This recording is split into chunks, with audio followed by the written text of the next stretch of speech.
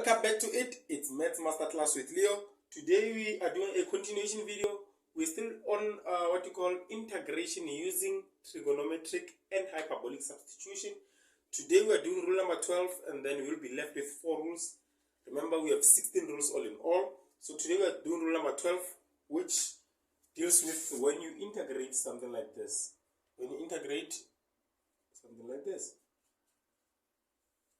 in terms of dx. Right? When they say integrate something like this, what are you going to do? Which method are you going to use to integrate something like this? Right? So if you want to integrate something like this, you're going to use what we call the substitution of tan. You're going to substitute tan. Right? We're going to use the substitution of tan. And remember, remember when you say let x is equals to a tan of theta. Right? I want dx. I want to have something like dx. So for me to have something like dx, I need to have dx over dt. What am I doing? I'm differentiating. Right? When I differentiate this, what am I going to get? When I differentiate tan, I'm going to have a sec squared theta. Right? When I differentiate tan, I'm going to have a sec squared theta.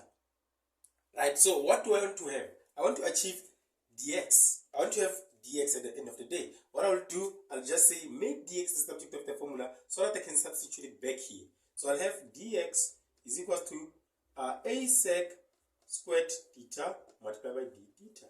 Right? Now I have dx as the subject of the formula. What will I do? When I have something like this, I have dx, I have x. So where I see dx, I substitute this. Where I see x, I substitute a tan theta. What will I have? I'll have the integral of what? 1 over a squared plus what? Plus a tan of theta squared. Right? A tan of theta multiplied by a sec squared theta multiply d theta. Alright, so now what will I have? I'll have the integral of what? This and this will be this and this one. It will give me a sec squared theta multiply d theta all over a squared plus a squared tan squared theta. Right? But what do I know? Okay, I can just say the integral of a sec squared theta multiplied by d theta all over what? Taking this as a common factor, I'll have a squared into 1 plus tan squared of theta. But what do I know? What do I know? I know that 1 plus tan squared of theta, it is this. Sec squared of theta. Right? So now, what will I do? Instead of 1 plus tan squared theta, I'll substitute sec squared theta. So I'll have the integral of what? The integral of a sec squared theta multiplied by d theta over a squared into sec squared theta. Right? Sec squared theta and sec squared theta, they'll cancel each other. This and this, they cancel each other. I'll be left with the integral of what? Of a, okay, multiplied by d theta over a squared. Now, a and a, I'll have 1 over a d theta. 1 over a d theta. Now, when I have it like that, what will I get when I integrate this? In terms of what? In terms of theta. When I integrate that in terms of theta, I can just say, oh, but I have this. I can just say 1 over a, the integral of what? D theta. Now, what am I integrating? A constant. So I'll have 1 over a theta plus c. 1 over a theta plus c. But remember, we said we substitute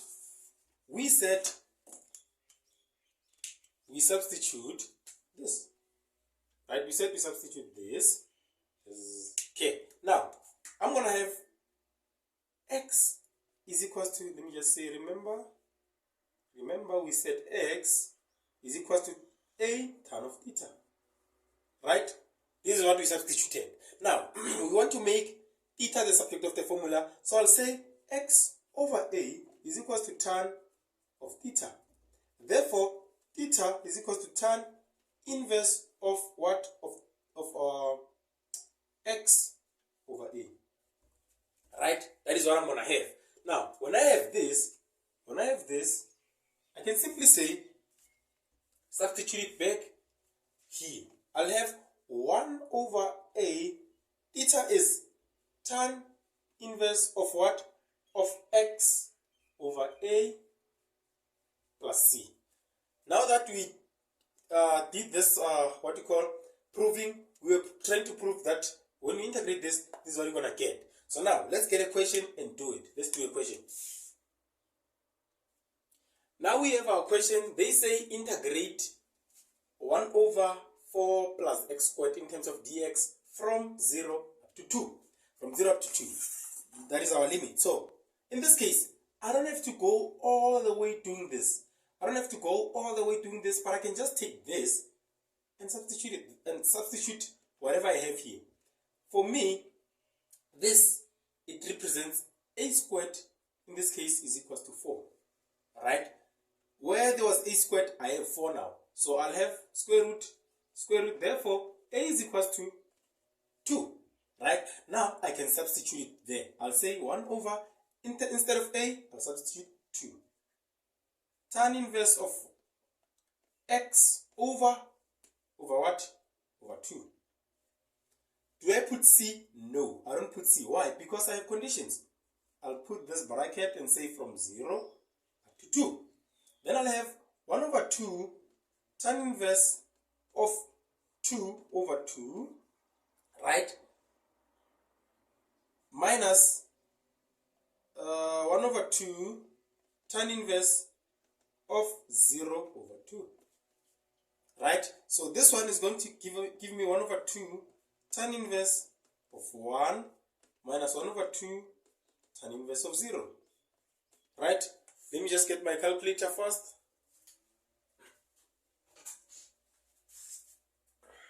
One over 2 tan inverse of 1. This is giving me 45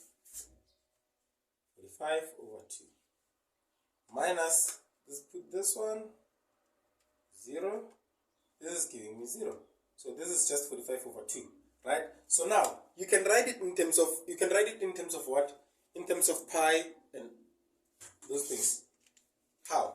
Remember, pi is 180. Okay, for me to write it in terms of pi, I know that for a pi, this is 180 degrees. How many 45s do I have inside this 180? I'll just say, in this case, 180, actually it's pi over 180 multiplied by 45 over 2. What am I going to get? It's supposed to give me, 180 multiplied by 2 divided by 45. Divided by 45. 360 divided by 45. It's giving me 8. So in this case, I'll have pi over 8. That is my solution. Thank you for watching. Tune in for the next rule, which is rule number 13. And don't forget to share the content with your friends. Tango!